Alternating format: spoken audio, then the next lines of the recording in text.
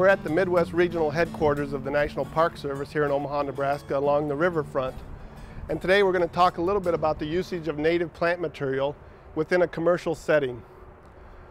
This particular property and building is a LEED project, that stands for Leadership in Energy and Environmental Design. And through the team of designers, the developers, the architects, those of us who are involved with the landscape, we came up with an approach and a process that would show good sensitivity towards sustainability and stewardship using the Nebraska-style landscape. Some of the plant material that we've used here on site relates to plants that you would find out within the landscape of Nebraska.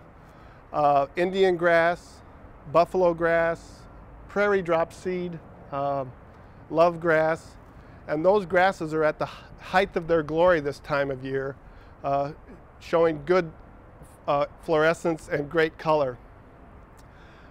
This particular project has no watering system or irrigation involved in regards to showing good respect to that resource. And so everything has to be able to withstand the climatic conditions that it must endure, and natural rainfall carries the day.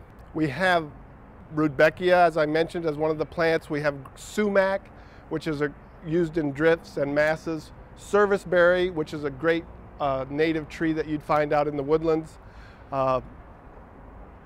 Wild plum, as well as some black cherry, ironwood, and other plants that are durable and suitable for our style of landscape. One of the things that we did here on site was we worked with two other features that may be somewhat unfamiliar. One was a retention pond, which holds water, and one is a detention pond, which allows water to be captured and off of hard surfaces like sidewalks and parking lots. And then the pollutants that are picked up off of that hard surface can then be filtered out into that detention pond before the water is released into the watering system or the river. Big broad sweeps of plants were utilized. So what we tried to do is block out native plant material so that you'd get big broad sweeps of the same plant.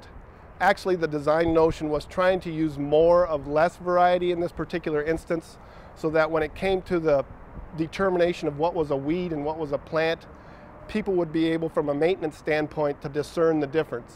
So we used big broad sweeps of plant material so that we would allow those plants to be represented in their own glory and magnificence. One of the notions behind this landscape was to try to give people an idea of what plants they might be able to use in their own gardens, and to interact with the plants and to touch them and see them and feel them. Bluestem, for example, is a fabulous native plant that can give you great seasonal diversity in your own home garden.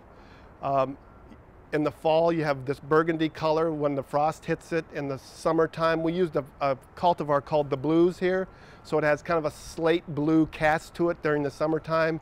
And then early in the spring, when you start to see that regrowth, it's kind of exciting to see the season come alive with that native plant material as the weather starts to warm up.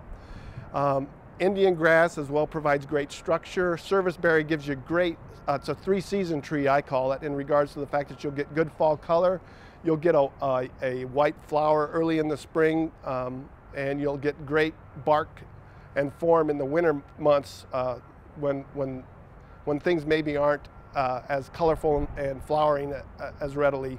So a lot of these plants you can use within your own garden, within your own landscape. Lead plant is another great plant that can give you structure and form in your garden. They're very adaptable. Water usage is minimal. Pesticide and fertilizer usage is minimal. So you're actually being a good steward within your own neighborhood by using these plants in your garden.